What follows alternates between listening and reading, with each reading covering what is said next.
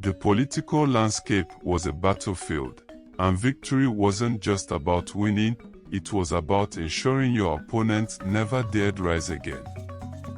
Power was wealth, and wealth tightened the grip on influence, just like a warrior securing her head tight before battle. Those who sought office did so with an unspoken agreement. They would do as little as possible for the people but everything necessary to secure their dominion. At the People's Ambassadors Party, PAP, headquarters in Egovia, Chris Ekika sat with his closest political allies. These were not mere supporters, they were strategists, financiers, and enforcers who believed in his vision of power. They saw in him a man who understood the game, a man willing to play by its harsh rules. The minister wrote a memo to the president, who has approved this plan, Chris announced, spreading out sheets of paper on the polished table. I've already informed the governor. The room hummed with satisfaction. The plan was in motion. Chris's political rival, Chief Orema of the Alliance for Change, AFC, was a businessman whose fortune was built on the importation of electric generators. Government contracts, laden with corruption and inflated prices, had made him rich. With Orema in power, how could the nation ever expect a stable electricity supply? His business depended on darkness. His profit thrived on national stagnation. His influence in government ensured that any policy favoring industrialization and steady power was systematically crushed before it could take effect. Chris consulted key figures at the national level, Chief Adoka, Mrs. Egola, and others who held deep connections in the central government. The Minister of Mines and Power, Mrs. Egola's nephew, was an influential pawn. If they worked together, they could push a nationwide electricity initiative. It would be a masterstroke. The citizens would finally receive round-the-clock power, boosting the country's economy. The president would cement his legacy in history. The Minister of Mines and Power would be hailed as a visionary. And best of all, it would destroy Orema. His generator empire would crumble. With no wealth, his political career would be over. His days as a kingmaker would be finished. If the electricity plan was implemented, Orema's business would become obsolete overnight. No power outages, no need for generators. The money pipeline that fueled his influence would dry up, leaving him scrambling.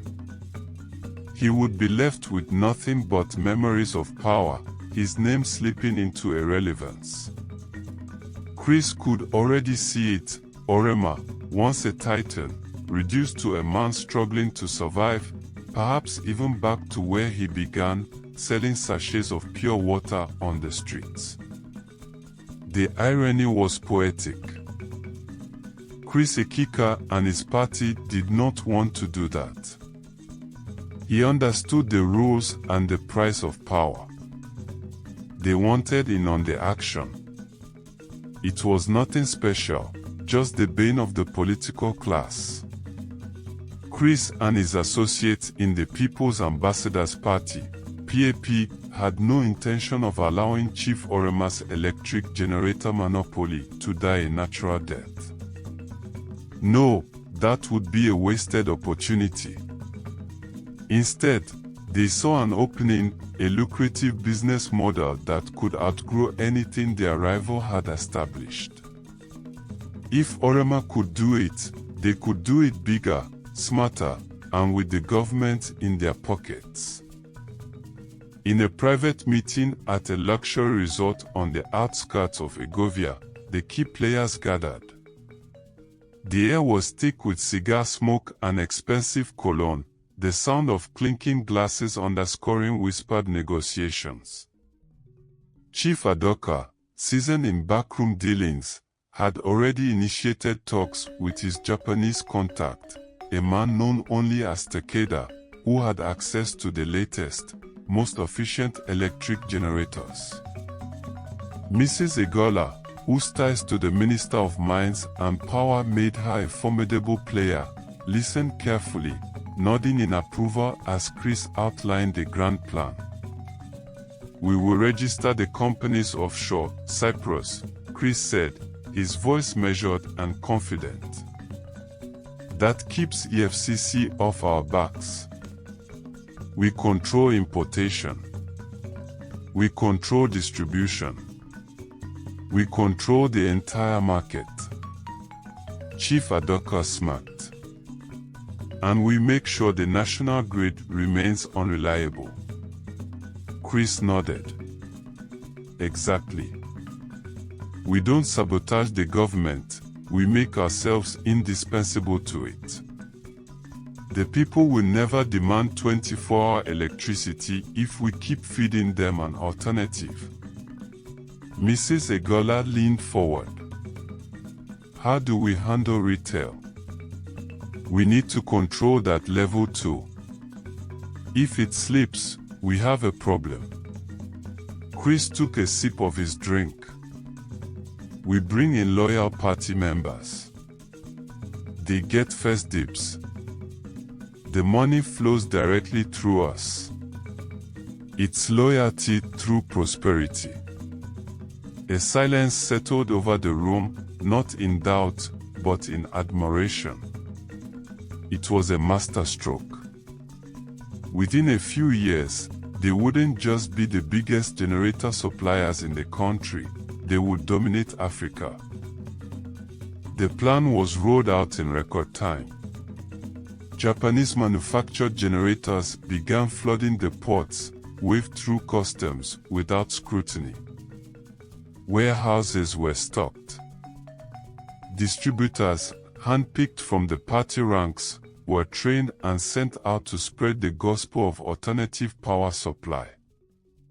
Advertisement campaigns painted a glowing picture of how these generators would change lives, offering uninterrupted power, no matter the state of the grid. Meanwhile, investments were secured offshore. Massive accounts were opened in Cyprus, shielding the influx of profits from any prying government agency. The money came in fast, and with it, power solidified. Chris was no longer just a politician, he was an empire builder. The people, as expected, applauded. They cheered the politicians who had brought power to their homes. They didn't question why their taxes weren't going toward fixing the grid. They didn't ask why every administration promised electricity but delivered generators instead.